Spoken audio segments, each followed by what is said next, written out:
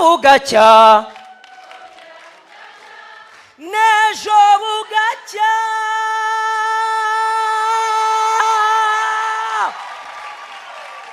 hari igihe uba mu kigeragezo gikaze komera Imana amashyi birimo biraza bakakuvuga bongorerana ngo ntibucya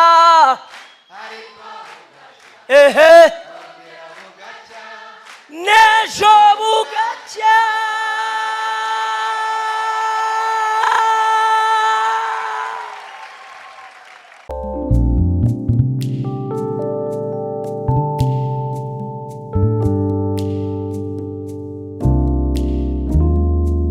narivuze ngo Theogene atambuke.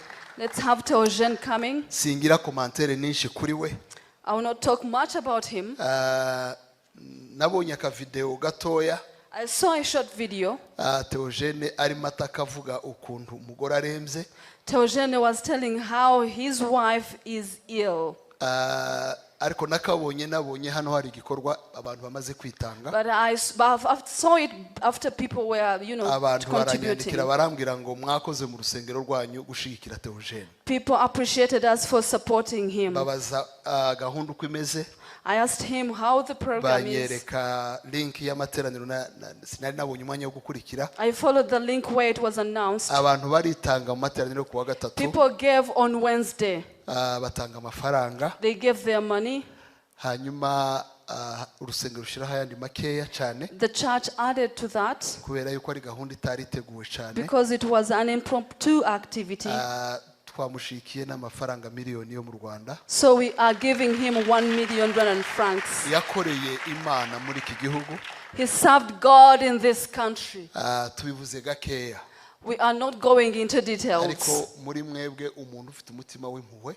But if you have a compassionate heart, amufashe kumwishurira dialysis. please help him so that he can pay for dialysis. Numva ntamuha umwanya ngo avuge. I will not give him time to speak. Iyi ni sheke. This is the money. Ndashimira Pastor Solange wabitekereje. I appreciate Pastor Solange who thought about this activity. Let's appreciate her. Murakoze. Thank you. Ni ngombwa kuvugara. Muhe microphone umunota umwe atubwira ijambo rimwe. Hallelujah. Amen. Hallelujah. Amen. Umunota bampaye icyambere ndashimira iri torero. Ndatekereza ko kuva igihe wenda izi nkuru zasirikiriye niryo torero rya mbere mpagazemo. Ni nabwo ubwo nje mu rusengero mu mpera Imana amashyi kuba ari hano ntangiriye. Ntabwo ari ubwa mbere nza hano, si n'ubwa kabiri. Iri ni itorero nsanzwe nzi ko mu nkunda, ariko ntabwo nari nzi ko muzantekerezaho kuri uru rwego. Mbishimiye Imana ndi imbere yanyu. Nciye mu bintu bikomeye kugera ku rwego mwabonye biriya byatambutse, ariko ubu noneho wenda ngize nk'umunezero. Ntabwo waba nako ndize nk'amarira, ariko numva ngiye kwifata sindire. Ngize nk'ukuntu mera, nanezezwa no kuba abantu baricaye bakantekereza batanamvugishije, bakampamagara bangirira neza. Rero Imana ibaha umugisha. Ariko hamwe n'iyi ntambwe Imana iri kunteza, ejo mu masaha nk'aya saa 9 natumuye kuri televiziyo iyo bita ngo ni TV10. Njyayo bankoresha ikiganiro bambaza ibi bintu byambayeho. Ndi imbere y'Imana nabo bampaye envelope ingana na miliyoni. None nje hano muri iri torero namwe mumpaye andangana nkayo bampaye ejo. Mvugishije ukuri ndi gutera intambwe yo gusohoka mu kibazo mfite. Kandi ibyo bintu ntago navuga ngo biri gukorwa n'ikindi, ni Imana yo mu ijuru.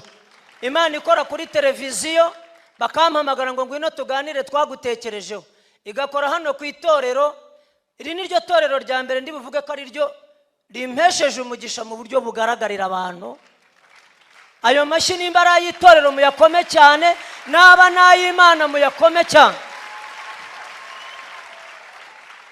Nshatse hasigaye nk'amasegonda natangira gushima Imana mvuga ngo ariko bugacya n'ejo bugacya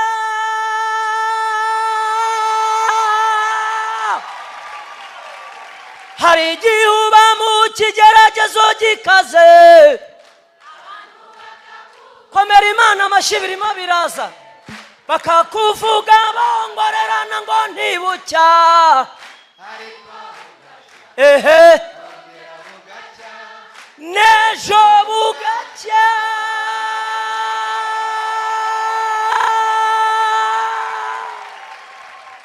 murakoze nshimiye Imana ko ndatekereza ko amarira narize n'ayanyuma ntabwo nzongera kurizwa n'ikibazo mfite Imana yabyinjiyemo na nyuma y'aha muzumva ibindi kuko mbona bingwaho bikomeze bingweho nibyo niyatuyeho mu izina rya Yesu. Reka dukomere Imana amashyi twongere dukomere Imana amashyi mumfashe dushimire na Scovia watumye ikibazo kimenyekana tumukomere amashyi nawe. Let's appreciate Scovia who made this problem public.